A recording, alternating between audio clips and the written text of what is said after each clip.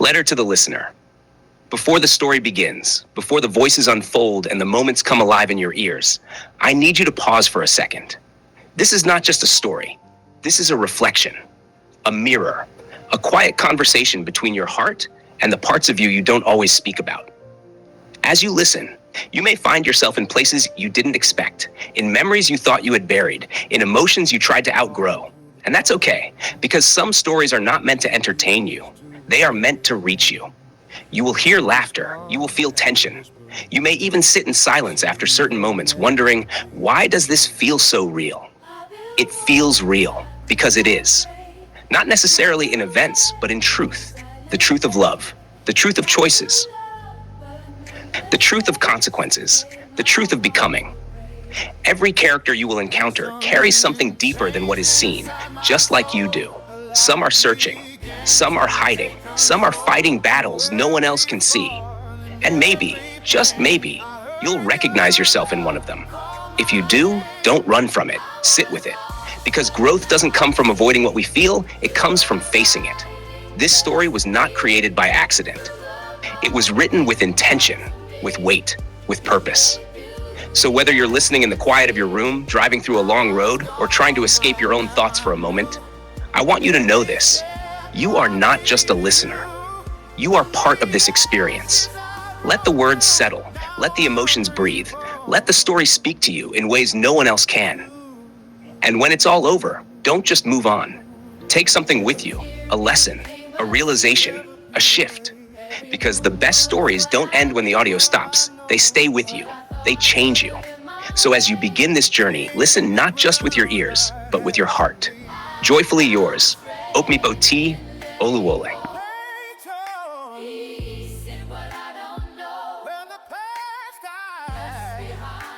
Was never meant to be mine. Now I'm standing in the light. No more darkness in my sight. What was lost, I understand. Was all part of your plan. I was lost, but now I see. Now I see. You're writing destiny. Destiny. Broken parts of me. From the beauty I can see. I was gone, but now I'm new. But I'm new. Every step brought me to you. From the ashes I broke through. Now I'm reborn. Unto you. If I had to lose again, just to find where I begin, I would walk through all the rain just to hear you say my name. I'm not who I used to be. I am who you made of me. Every scar, every part brought me closer to your heart. I was lost, but now I'm free. Rewrote my destiny. Every broken piece of me now shine so beautifully. Shine so bright, but now I knew there was only you. Through the fire, I came through. Now I'm reborn. Forward to you. I'm reborn to you. Chapter 1. The Woman Who Never Died. Death was quiet. That was the first lie Kassandra discovered after she opened her eyes. She remembered the explosion, heat ripping through metal, the scream of alarms, the way Zion's name tore out of her throat before the world folded in on itself. She remembered thinking, at least my children are asleep. She remembered praying in 3 languages she barely spoke anymore. Yoruba from her mother, Korean from her father, English because fear always chose English. Then nothing, until now. Kassandra woke up gasping, lungs burning as if they had never learned air. The ceiling above her was unfamiliar, white, smooth, humming softly with recessed lights. Her body jerked upright on instinct, hands flying to her chest. No wounds, no scars, no pain. Her hands were slim, unmarked, the same hands she had at 25. Her reflection stared back at her from a mirrored wall across the room. Smooth skin, full lips, dark almond eyes, long black hair spilling over her shoulders. Exactly the same. No, she whispered. Her voice sounded young, too young. She slid off the bed, knees weak, heart slamming against her ribs as she staggered toward the mirror.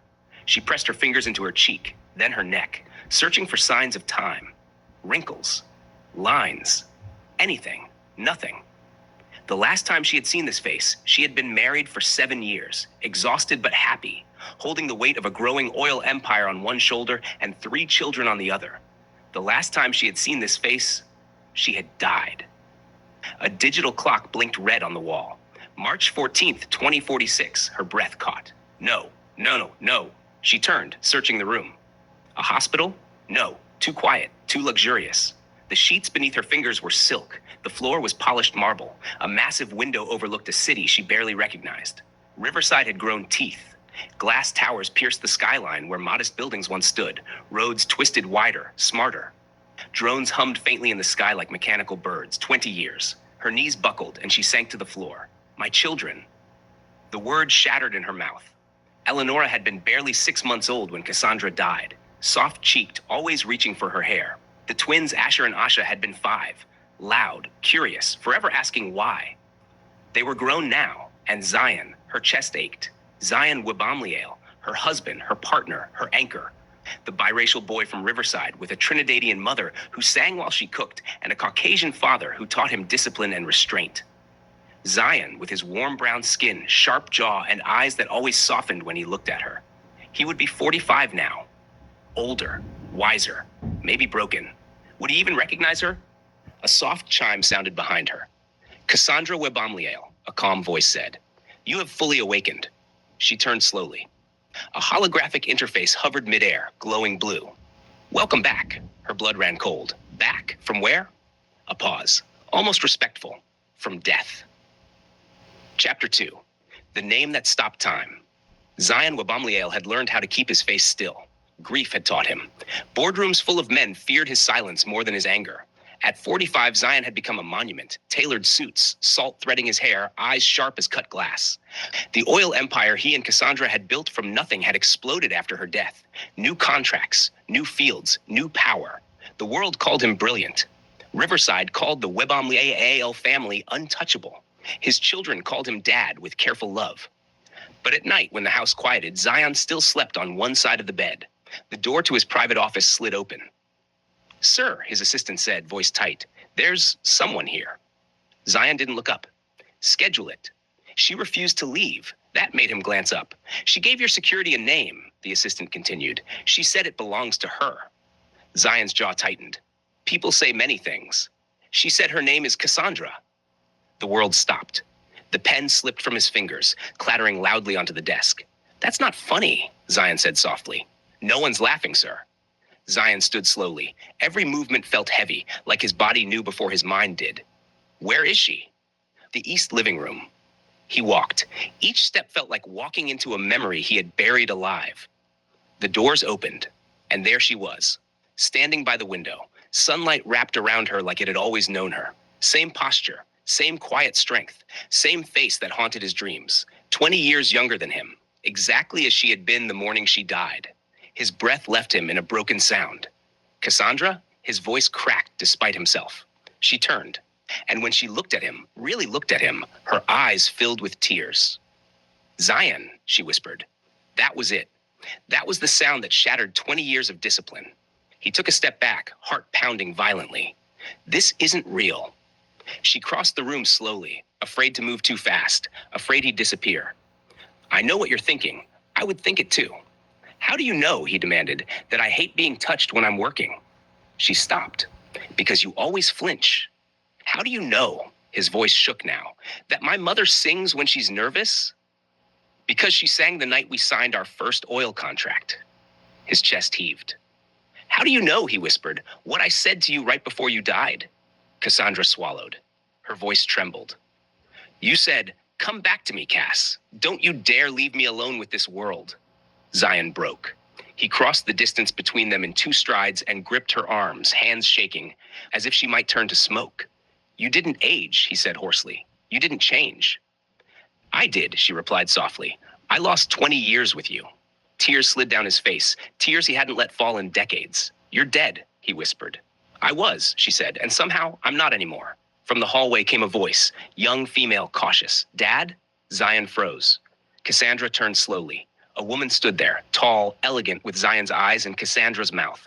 Eleonora, 20 years old, looking at her like she was staring at a ghost. And behind her, two men, twins, broad-shouldered, identical yet different. Asher and Asha, grown, alive, and staring at the woman who looked exactly like the mother they buried. Eleanor's voice shook. Chapter 3. Mom? The children who buried her. Silence fell like a held breath. Eleonora stood frozen in the doorway, fingers curled into the fabric of her jacket, as if letting go would make her collapse. Her eyes never left Cassandra's face. Not once. Asher was the first to move. No. The word came out sharp, angry, final. No, he repeated, stepping forward, positioning himself slightly in front of his sister. Protective, instinctive. The 5-year-old boy he once was still lived in that motion. This is sick. Kassandra flinched. Don't. Asher's jaw clenched, his chest rising fast. Don't say her name. Don't look like her. Asha said nothing at first. He just stared. His face had gone pale, eyes glassy, like he'd been punched somewhere deep and unseen. Unlike Asher, he didn't move away. He moved closer, slow, careful, like approaching a wild thing. That's her face, Asha murmured. That's Mom's face. Asher, Zion warned softly. No, Asher snapped, rounding on him. You don't get to let this happen, Dad. We watched them lower her into the ground. I watched you break. He turned back to Kassandra, eyes blazing. Who sent you? Is this about money? Because if it is, I know you hated peas, Kassandra said quietly. The room stilled. You used to hide them in your napkin and flush them, she continued, until the plumbing backed up and Zion grounded you for a week. Asher's mouth opened, closed. His breath stuttered. That doesn't mean anything, he said hoarsely. You could have researched us. Asha swallowed hard. She called him Zion, not Dad. Mom was the only one who ever did that. Eleonora finally moved. She took one step forward, then another. Each step looked like it cost her something. Say something, she whispered. Her voice trembled, fragile as glass. Say something only she would know. Cassandra's heart cracked open. You used to stop crying when I hummed, she said, tears spilling freely now. Not lullabies, just humming. You liked it because you said it sounded like I was breathing you safe. Eleonora's knees buckled. Zion caught her just in time. A sob tore out of her, violent and raw, the sound of 20 years of absence collapsing all at once. That's not fair, she cried. That's not fair. I don't even remember her like that. Kassandra moved instinctively, then stopped. She didn't know if she was allowed. Eleonora shoved away from Zion and stumbled forward anyway, fists slamming weakly into Cassandra's chest. You don't get to come back, she screamed. You don't get to look like that when I had to grow up without you. Kassandra didn't defend herself. She let the blows land. I missed your first words, Eleonora sobbed. Your first day of school. Every birthday I lit candles for someone who was dead. I know, Kassandra whispered, voice breaking. I know, baby. The word baby broke something final. Eleonora collapsed against her, sobbing uncontrollably, fingers clutching Cassandra's clothes like she was afraid she'd vanish. Asha stepped forward at last. He reached out, then hesitated. Say it, he said quietly. Say my name the way you used to. Kassandra looked at him, tears blurring her vision.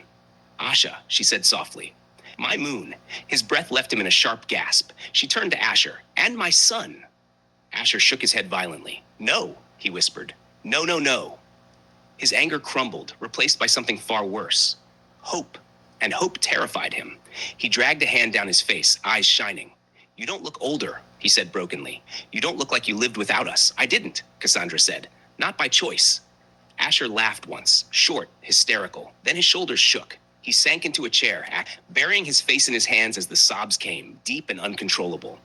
I tried to remember your voice, he cried. I tried so hard, and now you're standing here like you never left. Kassandra knelt in front of him, finally daring to touch. She took his hands. I never stopped being your mother, she said. Not even when I was gone. Asha reached out then, resting his hand on her shoulder. Solid. Real. Eleonora clung to her side. Zion watched them, tears silent on his cheeks. The family that had survived 20 years of grief stood fractured, but together. And for the first time since Kassandra died, the house didn't feel haunted anymore. The years she didn't carry. The house learned Kassandra again. At first, it was small things. The way she reorganized the kitchen without thinking, moving spices back into the drawer she had always used, shifting plates to lower shelves, as if her hands remembered muscle memory her mind couldn't yet hold. How she folded Zion's shirts the way she always had, precise, deliberate, smoothing imaginary creases that didn't exist anymore. How she sat at the breakfast table every morning, watching the children, grown adults, move around her like she might evaporate if they looked too long. They were careful with her. Too careful. Eleonora placed a mug in front of her one morning. "Chamomile with honey," she said gently. "You used to drink it when you couldn't sleep." Cassandra smiled. "I still do." A pause. Neither of them acknowledged the weight in that sentence. She tried to compress 20 years into days. She learned Eleonora's favorite tea, even though she had once known only bottles and baby food. Memorized Asher's meeting schedule. Asked Asha about his travels, his silences, the faint shadows that lingered in his eyes when he thought no one noticed. She laughed too quickly, touched too gently, apologized too often, and Zion watched, from doorways, from across rooms, from the distance he had learned to survive in. He observed how she hovered near the grandchildren, studying their faces like someone memorizing stars. How she lingered outside the twins' offices before knocking, as if asking permission to re-enter lives she once built from scratch. The first week, he said nothing. The second week, irritation began to show.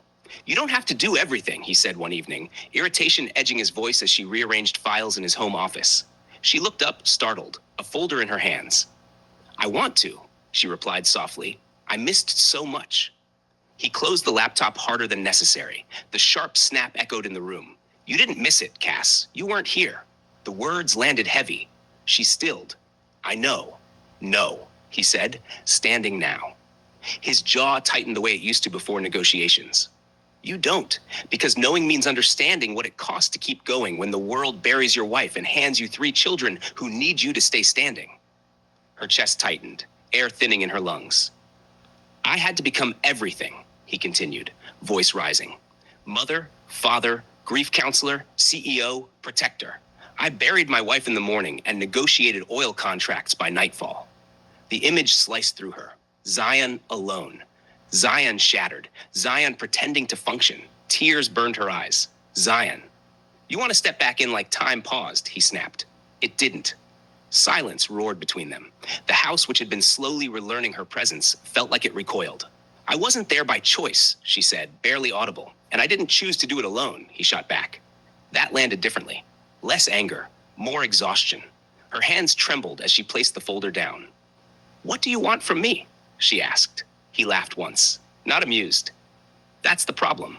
I don't know." They stood there, 2 people who had loved fiercely, who had built something from nothing, now strangers stitched together by memory and obligation. "You died," he said quietly now. "I held your body, Cass. I identified you. I buried you." Her breath hitched. "I visited that grave every Sunday for 10 years. She closed her eyes. "Do you know what that does to a man? To stand in front of cold stone and talk to it like it might answer?" "I'm here now," she whispered. "Yes," he said. "And I don't know what to do with that." That was the truth beneath everything. He didn't know how to grieve a miracle. That night, they slept on opposite sides of the bed again. The mattress felt too wide, too aware. Cassandra lay on her back, staring at the ceiling, listening to his breathing, steady, controlled, practiced. This was the rhythm of a man who had trained himself not to unravel. She turned slightly. "Zion?" Silence. Then, "What?" "I don't expect you to pretend." He didn't answer. "I don't expect you to forget the years I didn't carry." That made him shift. "I can't undo what you endured," she continued, "but I can stand beside you now."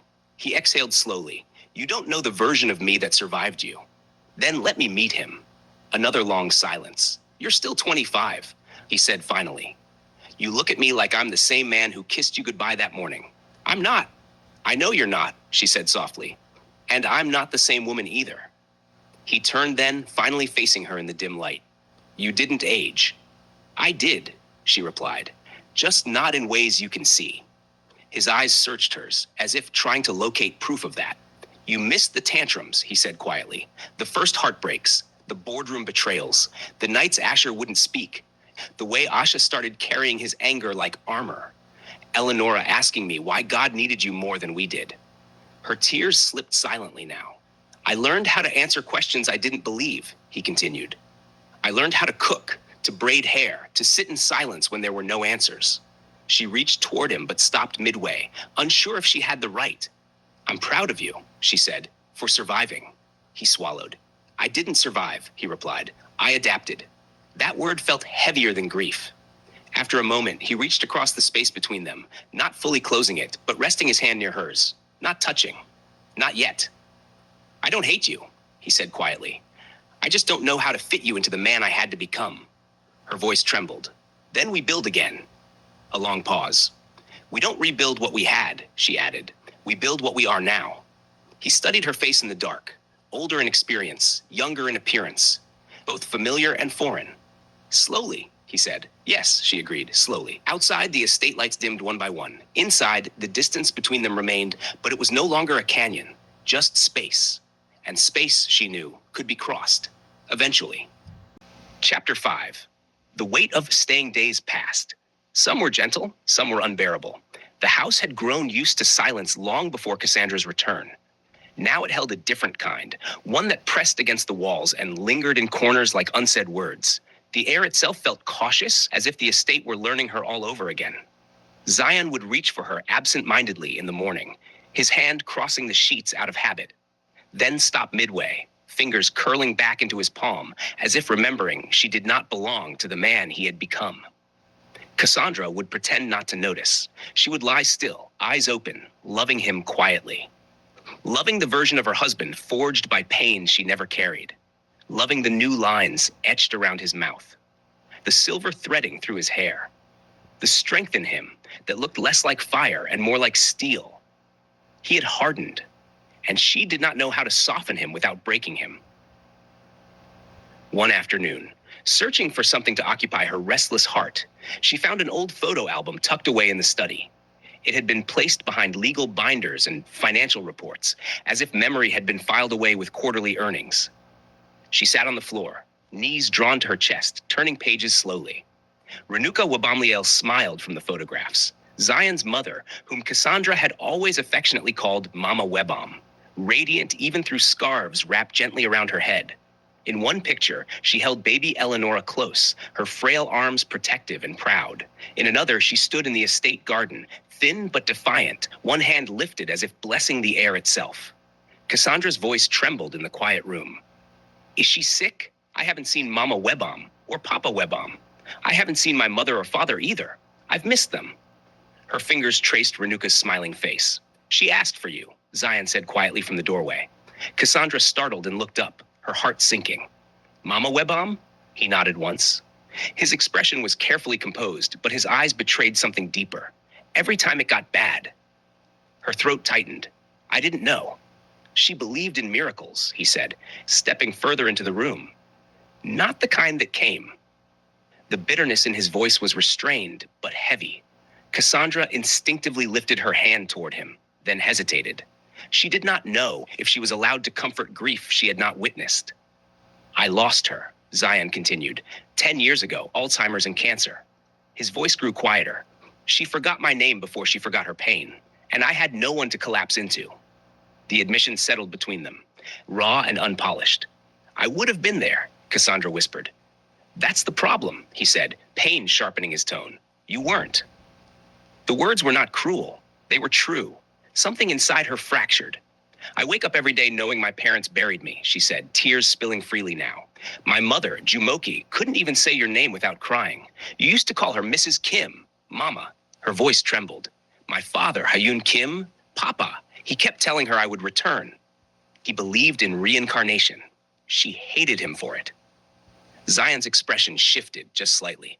They moved back to Seoul, he said quietly. Staying here hurt too much. Your father still believes in rebirth. He told me once that your story wasn't finished. Kassandra stared at him in disbelief. He still believes that? He never stopped. Zion exhaled slowly, jaw tightening as if bracing against something invisible. You think grief waited for you? He asked. It didn't. She rose to her feet, trembling but steady. Then teach me how to carry what you carried. For the first time since she had returned, Zion did not look angry. He looked tired. Not the kind of tired sleep could cure, the kind that settles into bone after years of endurance. You don't learn it, he said finally. You survive it. Silence filled the study. You survive because the children are watching, he continued. Because the board is watching. Because the world doesn't pause for a man who loses everything. I am not the world, she said softly. His eyes flickered at the word. Wife. It felt both foreign and painfully familiar. You are, he admitted, but you are also a ghost I buried. Her breath caught in her chest. I mourned you, he said. I stood at your memorial. I held our children while they cried for a mother who wasn't coming back. I learned how to answer questions I didn't understand. I learned how to cook the meals you used to make. A faint, broken smile touched his lips. I learned how to braid Eleonora's hair. Cassandra's lips trembled. She used to cry, he added softly, because I pulled too tight. Despite everything, a small laugh escaped her. I kept the house running, Zion said, kept the company alive, kept your memory sacred, and now you're here. His voice faltered, and I don't know where to put you. The confession was not accusation. It was confusion. She stepped closer, closing the physical distance that mirrored the emotional one. Don't put me anywhere, she said gently. Walk with me. His gaze searched her face, as if looking for cracks. You think it's that simple? No, she admitted, but neither was surviving without me. The room felt smaller now, more intimate, the weight between them tangible. I can't undo what you carried, she said. I can't attend funerals that already happened. I can't sit beside you in hospital rooms that are now empty. Her voice steadied. But I can stay. The word lingered. Stay. Zion swallowed hard. Staying is heavy, he said. I know, she answered. Leaving was heavier. He studied her as though measuring the strength of her promise. You'll see parts of me that aren't gentle, he warned. Grief changed me. I already see them. You'll hear things from the children. Questions, resentments. They grew up without you. I know. And if they're angry, they have the right. He watched her carefully. Why are you fighting so hard? He asked. She did not hesitate. Because I still love you. The simplicity of it disarmed him. I loved you every day I was gone, she continued. In ways I cannot explain, in places I cannot describe. I don't need you to be who you were. I just need you to let me love who you are. His shoulders lowered slightly. The tension in him loosened. You're asking me to trust something I already buried. I'm asking you to let it breathe. The air shifted, not healed, but softer. Zion stepped forward until only inches separated them. This time, he did not hesitate. His hand rested at her waist, solid, deliberate, real. I don't know how to do this, he admitted. Neither do I, she whispered. He closed his eyes briefly, as if surrendering to something larger than pride. Then we learn, he said. Her fingers curled into his shirt. Together? She asked. He nodded. Together. It was not forgiveness, not restoration, but it was movement. Outside, late afternoon sunlight filtered through the tall windows, casting long golden shadows across the study floor. The estate once again listened, and this time, it heard them choosing to stay. Forgiveness is not a door. The argument came 2 nights later. It was ugly. Not loud at first, but sharp. The kind that builds slowly, like pressure behind glass. It started over something small. I'm coming to the board meeting tomorrow, Kassandra said casually, standing near the kitchen island while reviewing notes on her tablet. Zion didn't look up from his phone. No? She blinked. No? You don't understand the current structure, he replied evenly. The market isn't what it was 20 years ago. She stiffened. I helped build this company, she said carefully. I sat in those rooms. I negotiated those contracts. That was before, he said. Before. The word hit like a quiet slap. And now? She asked. Now, he said, finally looking at her. It's different. Silence stretched. I'm not fragile, Zion, she continued. You don't need to protect me from boardrooms. His jaw tightened. It's not protection. It's reality. And what is that supposed to mean? It means you don't know the players anymore. You don't know the risks. The economy shifted. The industry changed. So teach me.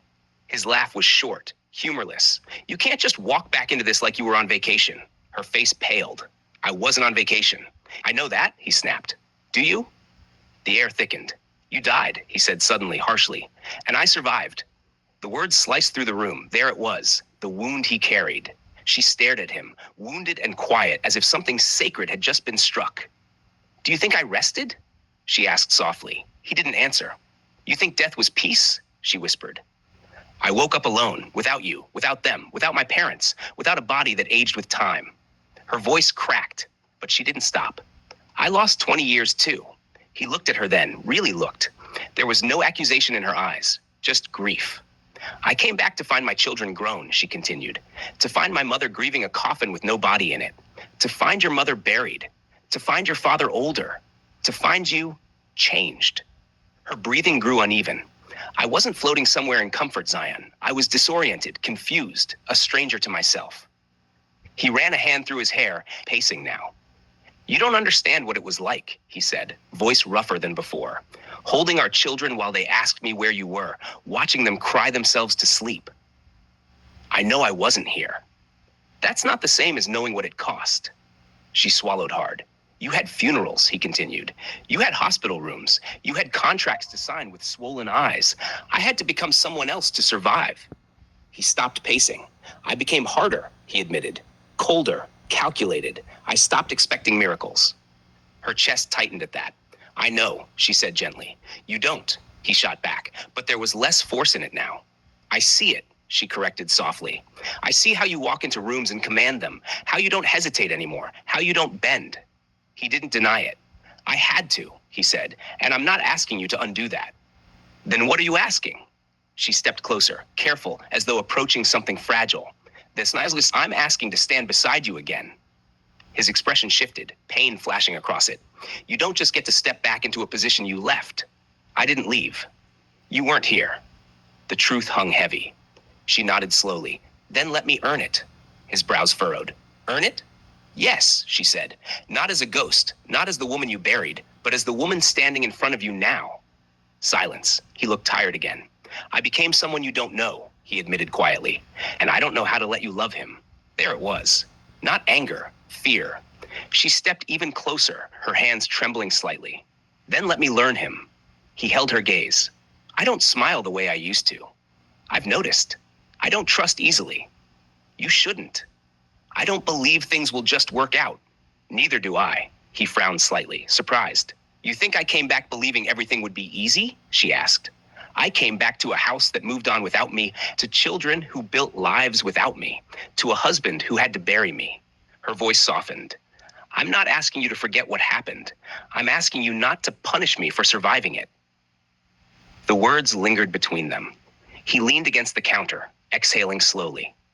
You being here feels like reopening a wound I finally learned to live with. And me not trying would mean letting that wound define us forever. He closed his eyes briefly. Forgiveness isn't a door, Cass, he said. It's not something I open and suddenly everything resets. I don't want reset, she replied. I want forward. He studied her carefully. You think love fixes this? No, she said honestly, but love is why we fight for it. His shoulders lowered slightly. You frustrate me, he muttered. A faint smile touched her lips. I used to. You still do. The tension cracked, just a little. I don't want to compete with the man you had to become, she said. I want to know him. He hesitated. And if you don't like him? She shook her head. I already see him. The strength, the restraint, the way you carry everything without asking for help. That's not someone I reject. Her eyes filled. That's someone I'm proud of. The words disarmed him. He looked away first. You make it sound simple. It's not, she whispered. It's daily. It's awkward. It's uncomfortable. She reached for his hand. But it's ours. He didn't pull away. Not this time. Their fingers intertwined. Tentative, uncertain, real. I don't know how to forgive something that changed me, he admitted. You don't have to forgive all at once, she said. Just don't shut the door. He let out a slow breath. I'm still angry sometimes. I know. I still feel like I did it alone. You did. Her agreement startled him, but you don't have to keep doing it alone. The kitchen felt quieter now, not resolved, but softer. He lifted his hand, brushing his thumb across her knuckles almost absent-mindedly. Don't push me too fast, he warned. I won't. Don't expect me to pretend. I won't. He nodded slowly. I'll come to the meeting, she added gently. Not to lead, not to reclaim anything, just to listen. He hesitated. Then, sit beside me, he said. Her breath caught. Okay, it wasn't victory. It wasn't absolution. But it was space. And sometimes healing doesn't arrive like a grand apology or a dramatic embrace.